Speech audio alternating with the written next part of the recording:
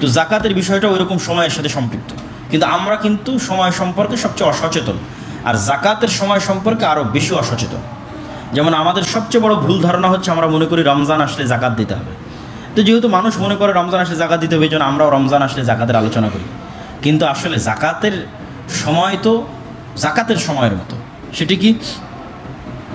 মানুষ যেই দিন নেশাব পরিমাণ সম্পদের মালিক হবে, যেই দিন যেই সেকেন্ডে হবে, ওই দিন ওই সেকেন্ড থেকেই তো তাকে জাকাতের হিসাব রাখতে হবে। এটির সাথে রমজানের কোনো সম্পর্ক নেই।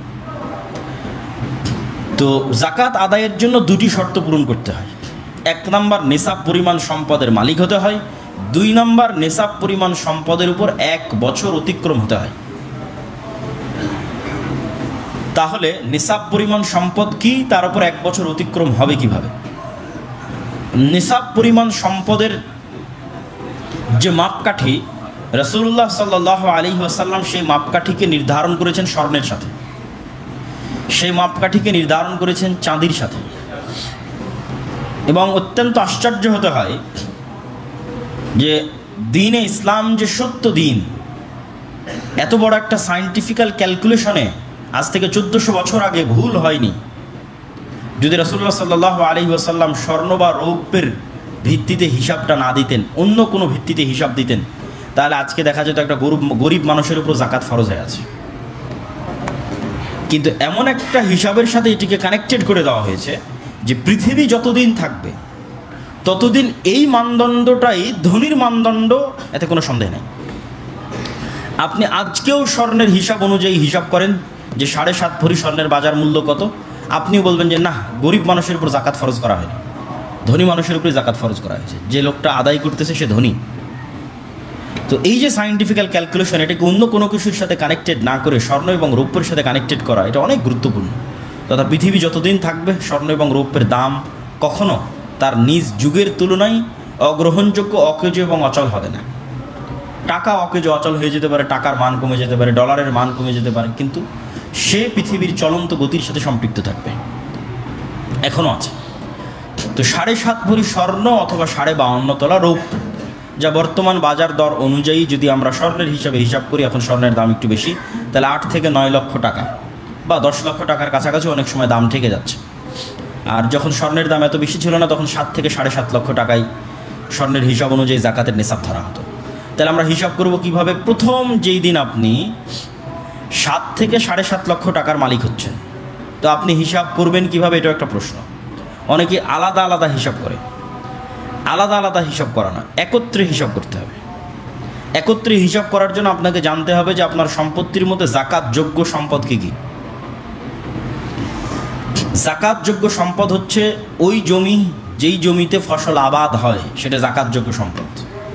এমন জমি যেই জমিতে ফসল আবাদ হয় না, ওই জমির উপর ইসলামে কোনো ট্যাক্স, কর, জাকাত কিছু নাই। ফসল আবাদ হবে, ফসলের উপর হিসাব করে জাকাত বের করতে হবে। উৎপাদিত ফসল জাকাতযোগ্য সম্পদ। স্বর্ণ এবং রৌপ্য ইটসেলফ নিজেই জাকাতযোগ্য সম্পদ।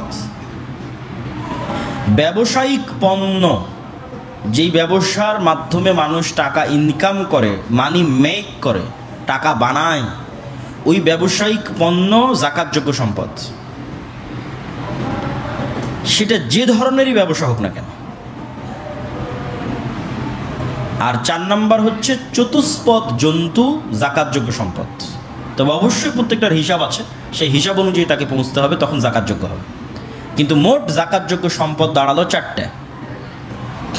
এবং এখানেও আপনি ঠান্ডা মাথায় চিন্তা করবেন যে দ্বীনে ইসলাম, দ্বীনে ইলাহি, আল্লাহর প্রদত্ত দিন, এমন কোথাও আল্লাহ সুবহানাহু ওয়া তাআলা জাকাত আরোপ করেনি যেখান থেকে মানুষ টাকা বানায় না বা টাকা বাড়ায় না। এরকম কোথাও আল্লাহ সুবহানাহু ওয়া তাআলা জাকাত আরোপ করেন। এই জন্য ব্যবহার্য কোনো কিছুর উপরেই জাকাত নাই, শুধু স্বর্ণ বাদে। আমি যদি কোটি টাকার ঘড়ি ব্যবহার করি, কোনো জাকাত নাই। অ্যাপলের ফোন ব্যবহার করি, আইফোন, প্যাড, কোনো জাকাত নাই। আমি সবচেয়ে দামি মোটরসাইকেল 5টা 10টা ইউজ করি আমার নিজের ব্যবহারের জন্য, BMW গাড়ি ব্যবহার করি আমার নিজের ব্যবহারের জন্য, কোনো জাকাত নাই। তাহলে যেখান থেকে মানুষ টাকা তৈরি করতেছে না, একটা জমি পড়ে আছে যেখানে আমি ফসল আবাদ করছি না, যেখান থেকে মানুষ টাকা ইনকাম করছে না, ওখানে আল্লাহ জাকাত দেয়নি। যেখানে আপনি টাকা ইনকাম করছেন ওখানেই জাকাত দেওয়া আছে। যৌক্তিক, কেন দিবেন না?